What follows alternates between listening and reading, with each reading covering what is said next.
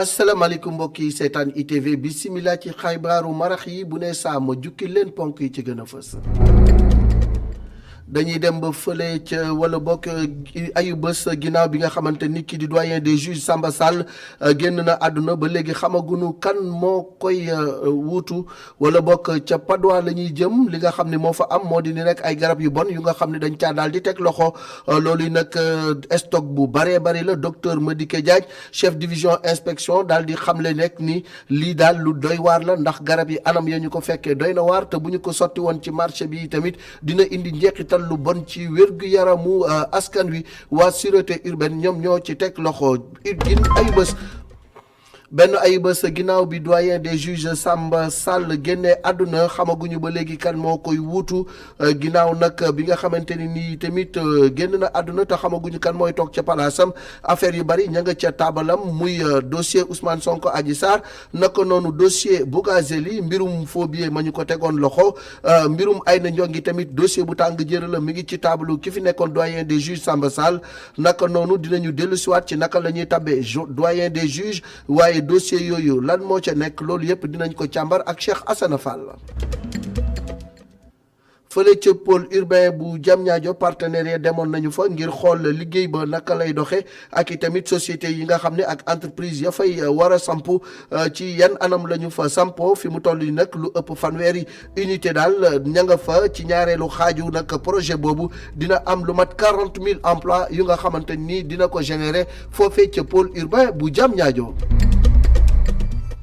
ci wàllu découverte suñu rubrique dañuy dem ba Manantali ca Mali barrage la bu nga xam ni ñu ngi ko tabaxoon ci atum 1992 waaye nag boobaak léegi barrage bi daal liggéeyam gën na yokk ci atum 2003 mu nekk barrage bu am solo réew yi nga xam ni ñoom ñoo nekk ci OMVS ñoom ñëpp moo leen di jox lu jëm ci wàllu courant.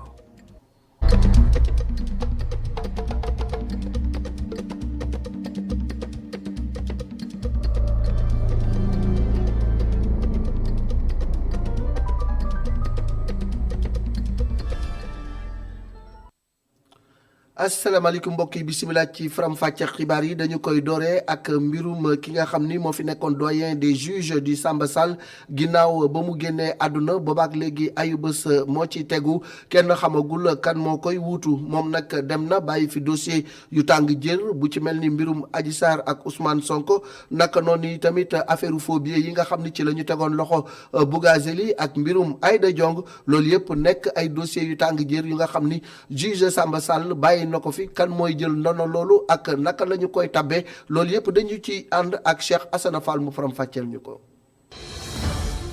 ba mu génnee àdduna ba léegi kii doyen des juges Samba Sall xamaguñu kan mooy ki koy wuutu kookee nag ki ko war a tabb mooy njiitu réewu Sénégal moom war ci ànd ak membre conseil supérieur de la magistrature wante xam leen ne classification bi ci ñetti pàcc lañ ko defee mu doon ay gradu magistrat mu nekk magistrat wu premier groupe yi magistrat wu second groupe yi ak magistrat hors hiérarchie yi ñooñu mujj sax ñoom képp mën nañoo jàpp ne ñooy magistrat yi mën a bokk ci ñiy wuutu juge Samba Sall wante war nañoo nekk ñoo xam ne def nañ lu mu deedee fukki at ak juróom-ñett ci biir magistrature bi kii nekk koo xam ne daa war a remplacer nag juge Samba Sall mën na nekk ab magistrat debout wala ab juge du siège pur. fi mu toll nii nag mën nañoo jàpp ne ay magistrat yu tribunal grande instance bu Dakar ñoom ñoo toogagum ca place am ti xaarandi kii wuutu kiitu juge Samba Sall kookee xam ne sax su yegsee moom dina fi fekk ay dossier yu bëri yoo xam ne moom moo ko war a yeggale ci yooyee bi ci gën a fës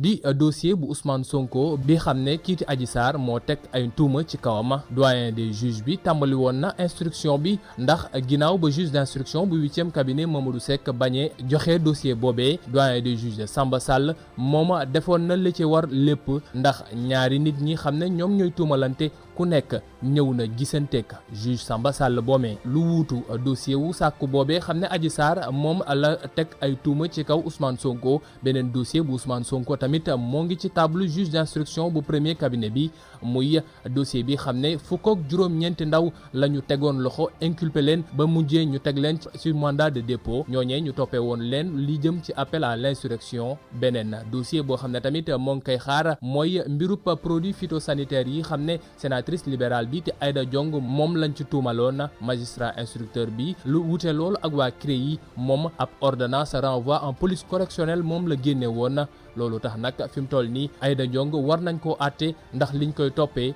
mooy jéem a ger ci koppar goo xam ne waa Sénégal ñoo ko moomal seen bopp doyen des juges tamit nekk na ko xam ne war naa topp liiti dossier wu faux billets yi xam ne député Bougazeli jàppoon nañ ko ci yeneen dossier yoo xam ne tamit moo ngi xaar ki war a wuutu doyen des juges Samba Sall mooy dossier bi xam ne ñoo ngi ci tuumaloon Guy Marius Sagna Assane Diouf ak Clédor Sène ñoom ñett ñëpp ñu teg seen ndodd ne dañ doon jéem a yëngal réew mi le ci wàllu yoon la ñuy desandi ak sûreté urbaine bi def saisie bu am solo fële ca Padois di ay faux médicaments yu nga xam ne daal nañu ko fekkee ak anam ya ñu ko fekkee doy na waar bari na lool te loolu docteur Madické Diagne mi ngi ci artu di wax ni loolu bu duggoon ci biir réew mi tasaaroo ci askan wi posen la Mame Seynabou Diouf. ci benn kër ci Padois lañu soppi def ko ab bureau ab nelawukaay def ko tamit fu ñuy dencee ay médicaments yu bon ay pièces yu poussière loolu teg ci saleté ñu fekk fa ay carton wi médicaments même ci biir toilettes yi lii leen nag moom la ñu fekk ci immeuble R+2 bii produit yi leen nag baaxul ci li nga xam ni moo du wérgu yaram doomu aadama yi bu ñu sukkandikoo ci docteur Madické Diagne. bu baax garab yi fi nekk c'est des médicaments ay perfusion la. ak ay dispositifs médicaux mooy yi nga xam ni mooy ànd ak ay perfuseur ay seringue ak yooyu yëpp yi nga xam ni yenn saa yi dafa war a stérile yi nga xam ni moom la ñuy utiliser pour injecter ko nit yi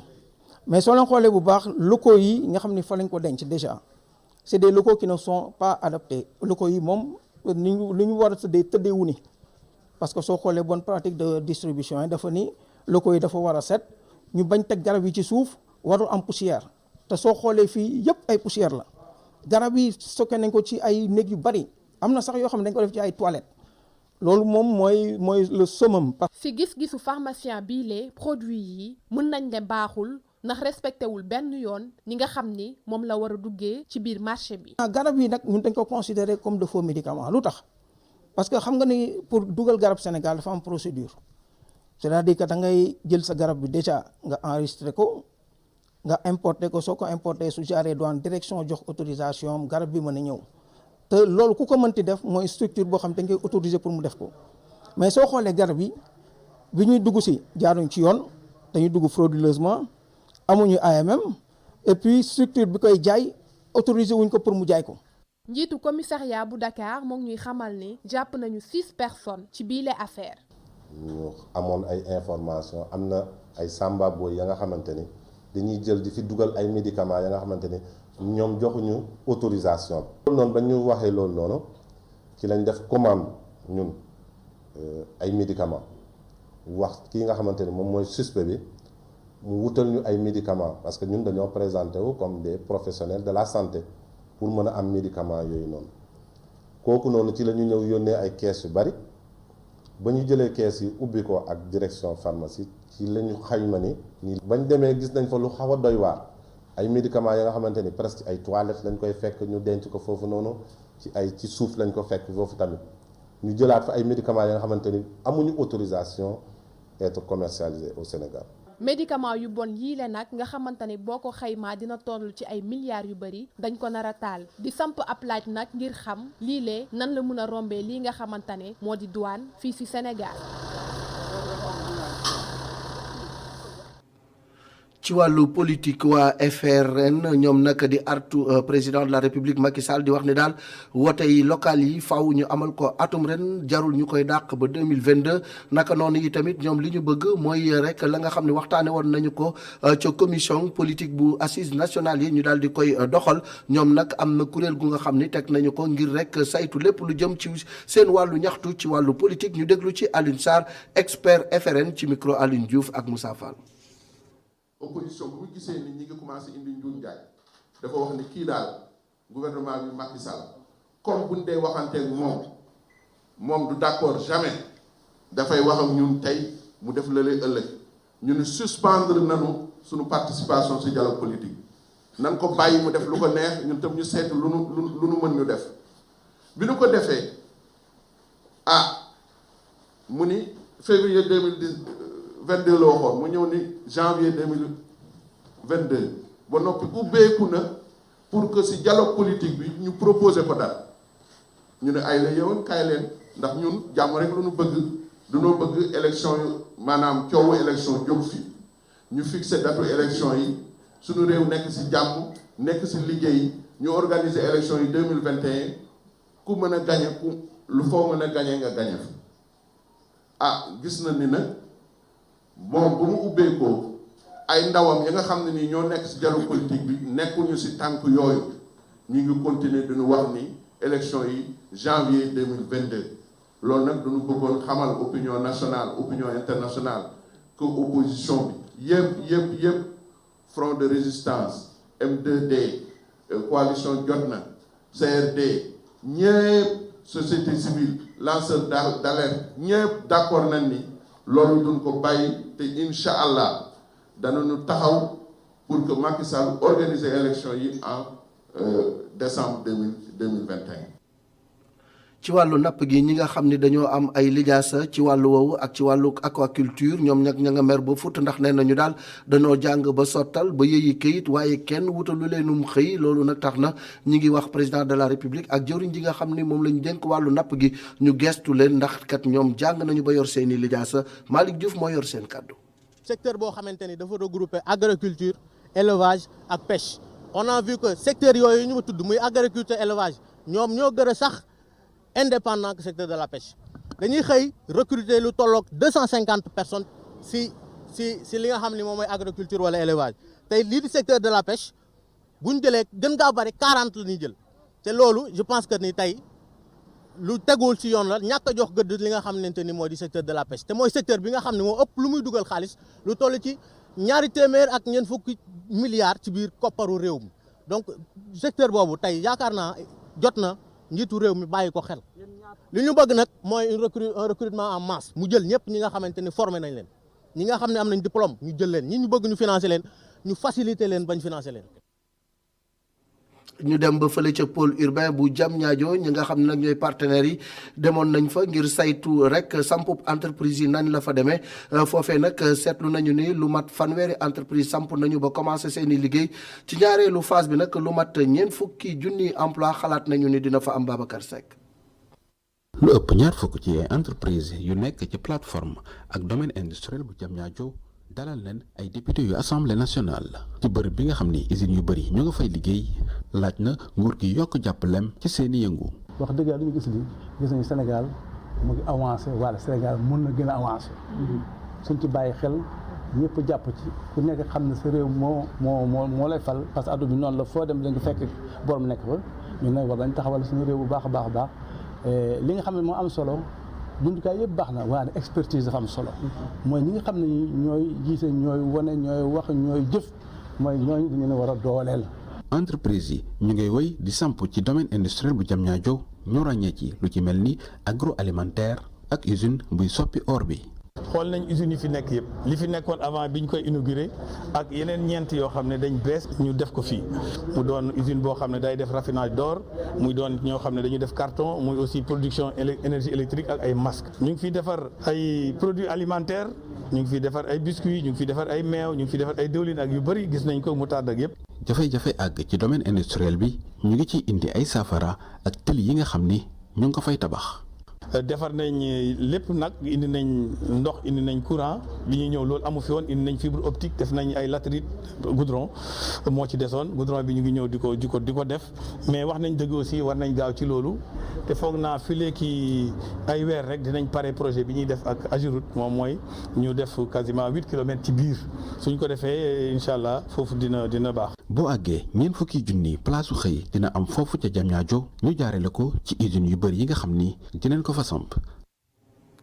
ci wàllu njàng meeg njàngale mi nu ñuy def ba gën a yéwénal njàng mi nga xam ne dañ koy jaarale ci jumtuwaayu xarala yi loolu mooy bëgg-bëgg ministère bi ñu dénk wàllu njàng mi moom nag am na ay modem yu bëri ak ay décodeur TNT yu nga xam ne jox nañ ko yenn ci inspection d'académie yi ngir que loolu gën a jëm ca kanam ndax jamono ji njàng la mu nga xamante ni buñ ko yéwénalee élèves yi mën nañ cee gis seen bopp Mamadou Talla ministre bi ñu dénk wàllu njàng mi ci micro Babacar Seck.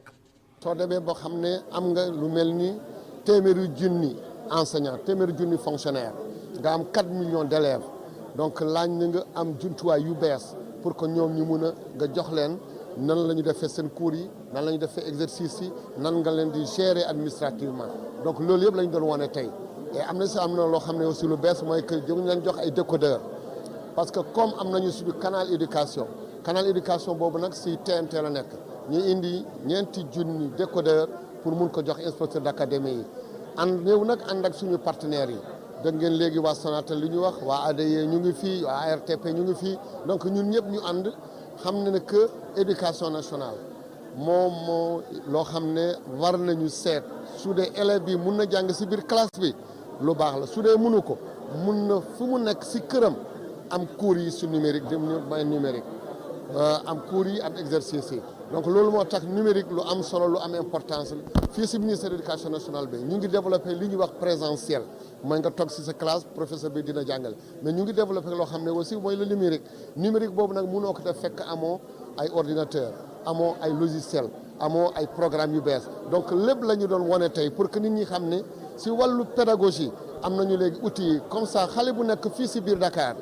mun na am accès mais xale aussi boo xam ne mu ngi fële si Fuladu si Sédhiou mun a am accès yoo xam ne ces cours ñoom nekk fii. ñu àddu jëmale ci koor gi ak programme télévision yi gis nañu ni ñu bari dañuy soppi seen grille de programme lu bari ci ay sketch di ay théâtre yu gàtt te neex lool dinañ koy faral di teg ñenn ñi nga xamante ni tamit rek farlu nañu ci wàllu woowu seen grille yépp dañu ko daal di soppi ñenn nag ci askan wi jàpp ni waxtaanu diine moom la ñu gën a war a mën a fësal ci weeru ramadan wi ñu daal ci teewlu reportage Ngor Diouf ak Seydina Mbaye. ñoo ngi fii sur rue André Pétavin yemook centre ville. fii nag dem ak dikk bi yemb lool ñu bëri di bëral ay waxtaan jëmale ko weeri koor bu ñu dëgmal Mamadou Gaye moom nag muy joxe xalaatam ci lu télé yi di wone ci biir weeri koor bi buñ sukkandikoo ci moom ay émission yu méng ak diine mooy bëgg-bëggam. donc nañu tegal programme yu sell nit yi mën ko seetaan bàyyi seen caaxaan yooyu ñuy wone télé. ay fecc ki wooye ki danse ki yenn téléfilm yoo xamee ne de mauvaise mœurs yooyu baaxul nañu wane benn weer la rek ci fukki weer ak ñaar war nañu mën a programme yoo xamee ne nit yi danañ kontaan nit yi dañ bëgg ku nekk dana gisee sa bopp la preuve déjà bu weer koor gi ñëw da nga gis ñu daan sol pantalon sax dañ koy wàññi ñii di mël faw ñii di kollu ñii di def lu ne kon boog télévision roos waxi doppi tariixa am doole lool fii ci Sénégal ba tax Mame Cheikh Niang jàpp rek ne yile télé war nañ di gën a wonewaat tariixu suñu kilifa diine yi. ci diine quoi wax suñu mag ñu baax ñi wax ci Seydina Mouhamed wax ci Serigne Touba Baye Niass Maam Limaamu Laay ak Bou Kounta Ndiassane ak Maam Alaaji Malick waaw loolu la ñuy xaar vraiment télé bi xam nga ñu sensibiliser nit ñi tamit xam nga jéem leen a jàngal nan la ñuy toppee seen diine quoi surtout julli ak woor ak maanaam li mu laaj quoi aussi c'est important quoi. bile jaaykat jàpp rek ne sketch yi baax na lool waaye nag mu gën a méngoo suñu réalité. ànd ak koor gi ba pare dina ànd tamit delloo si xale yi pour réew mi. waaw parce que reetaan baax na ngay reetaan ñu lay reetaan loo wax dëgg yàlla baax na mais na am solo daal na am solo parce que lépp lu mën doon te amul solo it baaxul daal. jamono koor gi lu bëri ci télévision sénégalaise yi di wone lu jëm ci wàllu sketch. ba tax askan bi ñu bëri ci ñoom di gën a sàkku ay émission wala sa programme bu gën a méngóog diine di gën a ñaaxaat ndaw ñi. ci jamonoy koor gi tàndarma ñu bari di ko ndogo ba tax na commerçant yi fële ca rue Sandinéry indi nañu tàndarma ju baree bari moo xam bu tooy mbaa bu jóge ca Mali wala boog bu jóge ca Algérie wala sax ca Dubaï tàndarma bu nekk am na ci njëg lu ne Aïssatou Kane Moussa Fall. bu ñu duggee ci koñ bi xeetu fruit yi di xeeñ ñoo ngi rue Sandinéry bu amee fruit bu ñuy fàttali weeru koor bu sell bi tàndarma rekk lay doon jaaykat bi dañu xamal ni tàndarma yu muy jaay Algérie ak Irak lay jóge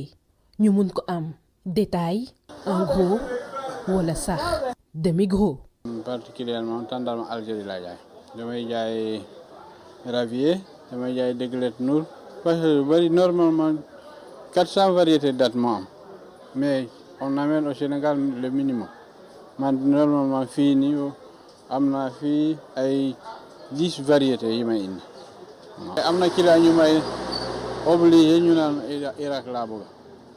moo tax ma koy jël man boo ma laajee conteneur mun na la jaay boo ma laajee 1000 cartons mun na la jaay boo ma laajee 100 cartons mun na la jaay tamit benn détail. ñu fekk ko lu soriwul dara jaaykat bii di wuyoo Maam Thierno ngi ñuy xamal ni lu muy am ci koppar weeru koor day yokk at bu nekk ab conteneur tàndarma bu 2700 pièces la jaay ba mu jeex. maanaam ñu ni koy indil ñun Dubaay lañ koy jëlee mais li ci ëpp nag maanaam bi ñuy jaay Iran lay jógee. daaw moom bëriwul woon moo taxan mu gën a seer mais renati mi ngi ñëw mais lii ñëw day taxawul wax dëgg yàlla di ñëw mi ngi dem. tàndarma gi nag fu sa poche tollu mën nga ci am. donc prix moom ça dépend ci marché bi rek ndax ñun ñi ngi déparé 7250 7500 700 600 750. les plateaux que je vous ai montrés. plateau yi ma la won ay tàndarma yu wow ñoo ci nekk ñu koy jaayee juróom-ñetti junni ba junni ak juróomi téeméer. 1000 à 7005. tàndarma ngi fees dell ci marché bi mu jóge yeneen dëkk ak catégorie bu nekk muy bu wow bi baa bu nooy bi ñu mun ko am fu nekk ci épicerie yi boutique yeeg grande surface yi ku nekk ak bu la neex ku nekk ak loo yor sa poche. ñu àddu jëmale ci xeex coronavirus fii ci groupe E-Media ñoom nag def nañ ci jéego bu am solo ngir aar liggéeykat yi nga xam ni ñoom ñoo fi nekk directeur ak ñëpp ca yam daal dinañu ñàkku ngir aaru ci jàngoro ji ndax ku ne xam na ne liggéey bi dafay tax ba fu ne nga fay dugg loolu nag tax na ba ñii di kilifa yi jël dogal ñëpp daal di ñàkku Sofia Ba Cheikh Diop. ñàkku ngir fagaru ci mbas bi doon na wareefu bépp sénégalais. bu ñu sukkandikoo ci kàddu Soxna John di infirmière d'État ñëwoon ci groupe E-Media Invest ngir njàkk liggéeykat yi ñi rafetlu pas-pas bi mu fi gis. waa E-Media comme ñoom ay patriotes lañu ñoom ñoo demandé à ce que ñu ñëw vacciner seen ay personnel. vaccin bi comme tout vaccin rek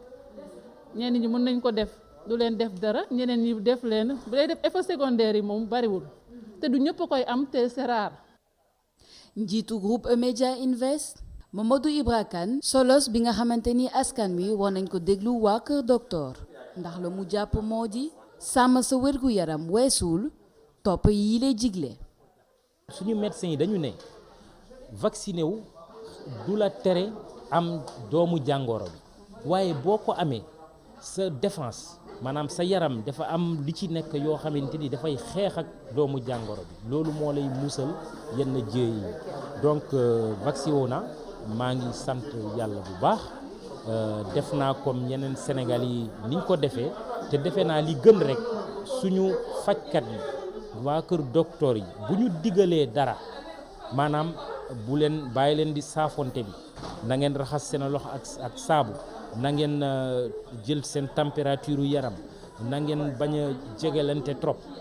tey gii ñu ne dem leen vacciné wu loolu kay defe naa nag wax dëgg yàlla dañ ci war a topp rek te loolu jàmm rek la ci fekk itam.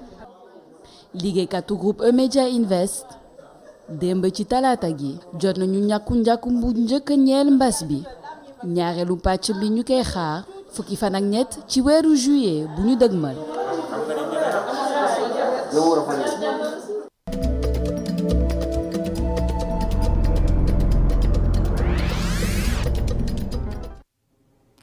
rubrique découverte dañuy dem ba Mali ca barrage yu Manantali nga xam ni ci atum 1992 la ñu ko sant waaye nag ca 2003 mu daal di nekkat beneen liggéey bu nga xam ni yan nañ ko barrage bi muy jox lépp lu jëm ci wàllu courant réew yi bokk ci OMVS Matar Nguer Cheikh Diop ñoo demoon ba barrage yu Manantali.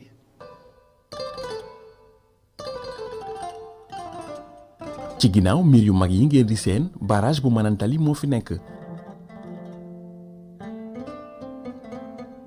barrage bi nag digganteem ak Kaay gox bi mu nekk ci biir Mali 200 kilomètres moo ci dox.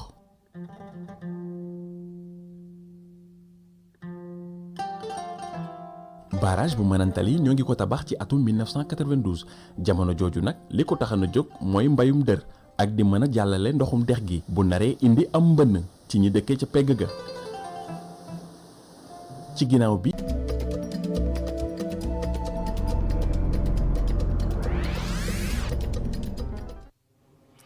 xibaar yi daal nay buur bu ne saa waxtu dog jot ci Dakar ak li ko wër lu bari ci julliti Sénégal tàmbali koor gi ni ki tey ñuy ñaanal ñëpp kooruk jàmm yàlla may ñu wér ak kartan mel ñu gëm-gëm ba lépp lu ñu jaamu ci weeru koor wi yàlla suñu borom nangul ñu ko fulandil ñu ko jàngeen jëf ak topp gi ngeen di topp programme u ITV